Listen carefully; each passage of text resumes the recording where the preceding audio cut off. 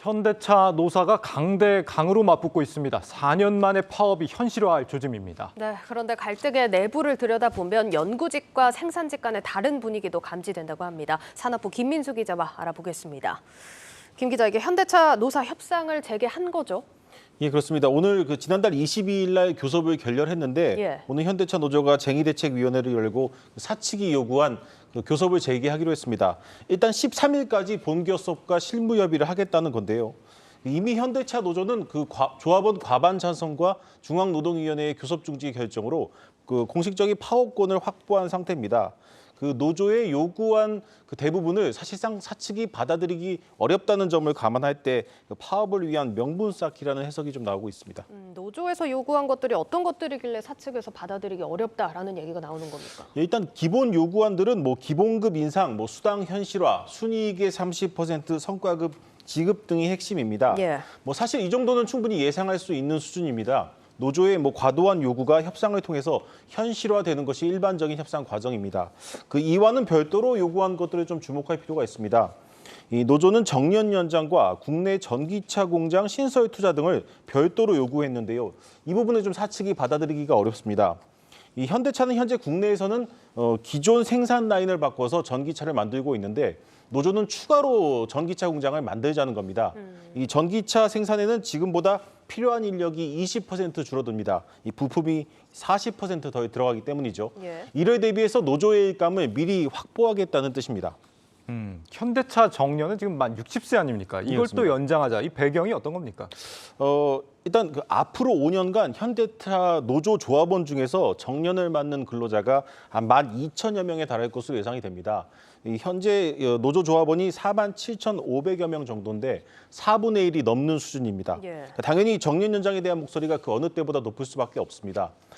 현대차 노조는 정년 연장은 곧 대한민국 신규 채용이라는 이 구호를 내걸고 올해 임단협에서 이 안건을 반드시 관철시키겠다고 좀 벼르고 있습니다. 이 파업으로 갈 가능성이 높다고 보는 이유 중 하나입니다. 그런데 이런 요구안에 대해서 노조 내부에서도 일부 불만이 나오고 있다고 하는데 왜 그런 겁니까? 제가 이 출연의 제목을 과거와 미래의 싸움이라고 표현을 했는데 이것이 이제 지금 현대차의 상황을 표현한 것이라고 볼 수 있겠습니다. 이 표면적으로는 미래에 대해 투자하고 새로운 연구 인력을 더 뽑고 싶은 사측과 기득권의 이득을 또 공고히 하고 싶은 노조 간의 갈등이 보입니다. 하지만 이 현대차 내부를 들여다보면 좀 상황이 다릅니다. 이 비교적 연령대가 높은 생산직과 상대적으로 젊은 연구개발직 간의 갈등의 골이 깊어지고 있습니다. 이 노노 갈등이자 신구 세대 갈등이라고 볼 수 있겠습니다. 이 한정된 재원으로 노조가 원하는 대로 해주다 보면은 연구개발 직군에 대한 적절한 보상책을 좀 만들기가 쉽지 않습니다. 최근 한국경제TV도 이 미래차 인력난에 대해서 집중 보도한 바가 있는데요. 이런 이유로 지금 현대차를 떠난 미래차 인력들이 판교 IT 기업으로 좀 향하고 있습니다. 현재 현대차의 생산, 기술, 정비 인력이 전체 직원의 50%가 넘는데요. 반면 연구개발 인력은 16%에 불과합니다. 미래를 위해서라면은 생산직보다는 개발자 쪽이 더 급한 상황인데 그런데 이제 노조의 요구대로 가면 생산직에게 돌아갈 파이만 더 커질 수밖에 없는 상황입니다. 오늘 이렇게 증시가 지금 반등하는 와중에도 현대차 주가가 부진한 이유가 결국 이걸 텐데 결국에는 이제 파업까지 가겠죠? 예, 결국 파업으로 갈 것이라는 해석이 더 지배적입니다. 특히 이번 현대차 노조의 움직임은 윤석열 정부 길들이기에 나선 민주노총의 행보와 궤를 같이 하고 있습니다.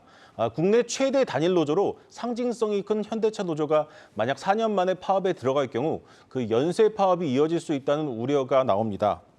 이 전기차 시대를 맞아서 두각을 나타내고 있는 현대차 입장에서는 더 치고 나가야 되는 상황인데 노조가 큰 부담일 수밖에 없고요.